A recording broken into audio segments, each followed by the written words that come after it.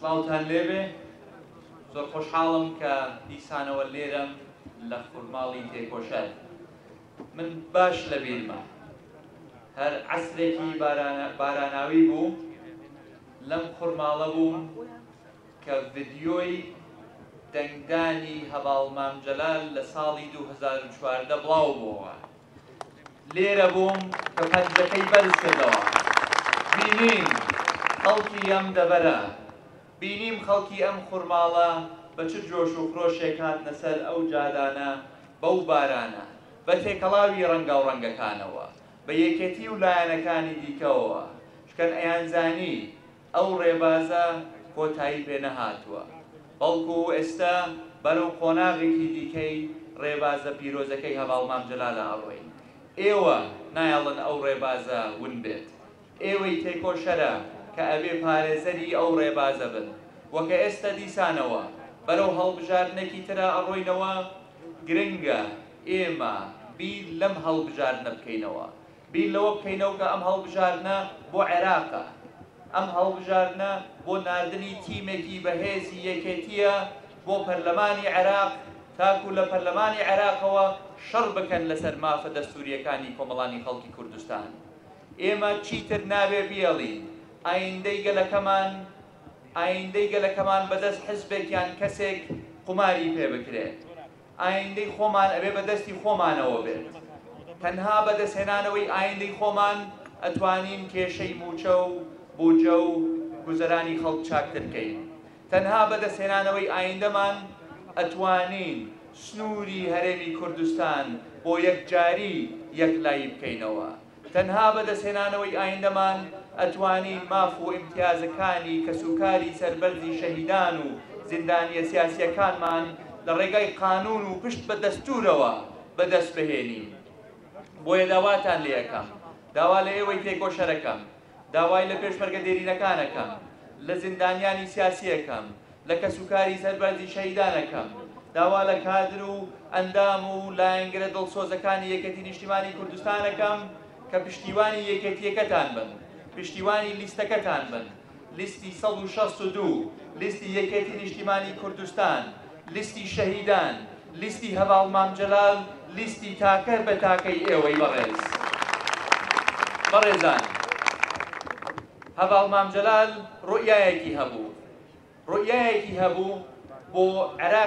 عێراقێکی دیموکراتی فێدرالی ڕوئیایەکی هەبوو بۆ کوردستانێکی بەهێز لەناو ئەو عێراقە دیموکرات و فێدرالیە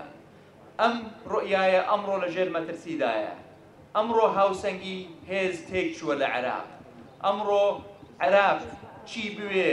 بیکە چی بوێ بیسەپێنێ بەسەر هەرێمی کوردستان پێی ئەکرێ لەبەرەوەی کە ئێمە یەک ڕیزیمان تێک چووە ئێمە نەمانتوانیوە بەردەوام بین وەک پێویست لەسەر ڕێبازەکەی مام ڕێگاکەی بۆ ڕاست کردوین ڕێگاکەی پیشانی داوین ئەبێت چۆن کار بکەین پیشانی داوین ئەبێت چۆن خزمەتی کۆمەڵانی خەڵکی کوردستان بکەین بۆیە داواتان لێ یەکەم پشتیوانی ئەم تیمەی خۆتان بکەن پشتیوانی ئەم کاندیدانەی خۆتان بکەن تاکو هەرێمی کوردستان بخەنەوە سەر ئەو ڕێچکە دروستە بخەنەوە سەر ئەو ڕێبازە پیرۆزەی هەڤاڵ مامجەلال یەکێتیەکەمان بەرزکەنەوە کوردستانەکەمان بەهێزکەنەوە کێشەکانی کە هەن لە بینی عێراق و هەرێمی کوردستان چارەسەر بکەنەوە بەڵام داواتان لێ یەکەم لێرە نەوەستی چکە نامەوێت دوای ئەم هەڵبژاردنە ئێمە پاڵ بدەینەوە وابزانینی تر سەرکەوتنمان بەدەست هێناوە و پێویست ناکە بەردەوام بین لە خەباتەکەمان نەخێت خەبات بەردەوامە بێت بەرەو کۆنگرەیەکی نوێ بەرەو حزبێکی نوێ بەرەو نوێبوونەوە بۆ یەکێتی بەرەو سەرخستنەوەی یەکێتی بەرەو دووبارە ناسادنەوەی یەکێتی بە تەواوی چیر و توێژەکانی کۆمەڵانی خەڵکی کوردستان بە تێکۆشەرەکان و بە گەنجەکانمانەوە بە حزبێکی نوێ بە کەرەستەیەکی نوێتر ئێمە بەرەو کوردستانێکی گەشترا ئەڕۆین بەرەو کوردستانێکی ئارام و سەقامگیرا ئەڕۆین بەرەو کوردستانێک کە خۆشگوزەرانی و کە موچە و کێشەی موچە و بودجە چارەسەر بکرێت بۆیە داواتان لێ یەکەم گوێ نەگرن لە قسەی نەیارەکانمان ئەمڕۆ نەیارەکانمان هەموو لە دژی ئێمە کۆبوونەتەوە یەکشت ئەو نەیارانەی ئێمە کۆبنەوە ترسە لە یەکێتی نیشتیمانی کوردستان ئەو نەیارانە بۆیە شەڕ بە یەکێتی نیشتیمانی کوردستان ئەفرۆشن چکە لە یەکێتی ئەترسن لە قووەتی یەکێتی ئەترسن لە جەماوەری یەکێتی ئەترسن لەو توانایی کە لە ناو یەکێتیە هەیە ئەترسن چکە ئەزانن یەکێتی تەنها یەک منافسی هەیە ئەویش خۆیەتی و کەی یەکێتی خۆی ڕێخستەوە کەی یەکێتی کێشەکانی خۆی چارەسەر کردەوە هێزێک نییە لە ناو هەرێمی کوردستان کە بتوانێت منافسەی بکات خۆی هەندێ لایەن هەیە غەڵەتەکانی خۆیان کەتنەکانی خۆیان کەتنە استراتیژی و مێژووەکانی خۆیان بە قسەوتن بە یەکێتیە ئەشارنەوە هەندێک قسە هەیە هەندێ لایەن هەیە کە بێویژدانی ئەکەن بەرامبەر بە یەکێتی نیشتیمانی کوردستان و تاکو وەزع باش بوو تاکو دۆخ ئارام بوو تاکو پارە زۆر بوو لە ناو یەکێتیە قسەی زلیانەکەن بەڵام ئێستا کە وەزعەکە وایە کە کوردستان هەڕەشەی لەسەردایە ئەمڕۆ بێویژدانی بە یەکێتیەکەن بەڵام ئەو بێویژدانیە ناخوا چون ئێوە قبوڵی ناکەن ئێوە نایەڵن یەکێتی لاواز ببێتەوە ئێوە نایەڵن یەکێتی پەرت و بڵاو ببێتەوە ئێوە هەمیشە هەڵگری ئاڵا سەوزەکەی یەکێتی نیشتیمانی کوردستان بوونە و نەتان هێشتووە یەکێتی بەلارێدا بڕوا و یان شکست بخوا یان زەرەر بێ و ئەمەوێ ئێوە دیسانەوە بیسەلمێنن لە ئێرەوە بیسەلمێنن کە یەکێتی ئەو هێزەیە کە جێی متمانەی کۆمەڵانی خەڵکی کوردستانە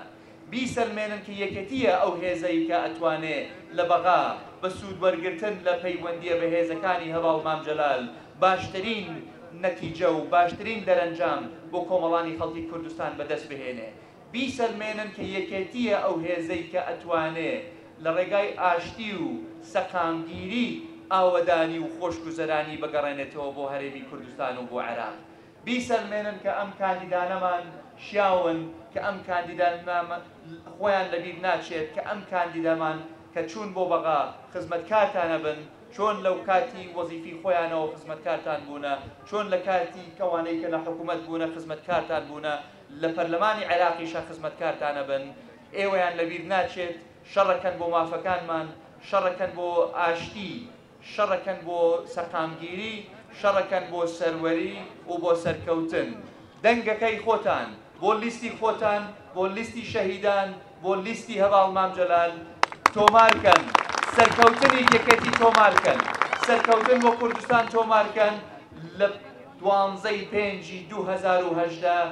خورماڵ سەوزکەن هەورامان سەوزکەن شارەزوو سەوزکەن بەرەو سلەیمانی و بەرەو هەموو ناوچەکانی تری کوردستان سەوزیکەن بە سەرکەوتنتان سەوزیکەن بە سەرکەوتنمان بژی یەکێتی نیشتیمانی کوردستان بژی کەسوکاری شەهید لەسەر بەردەکانمان بژی لیستی 162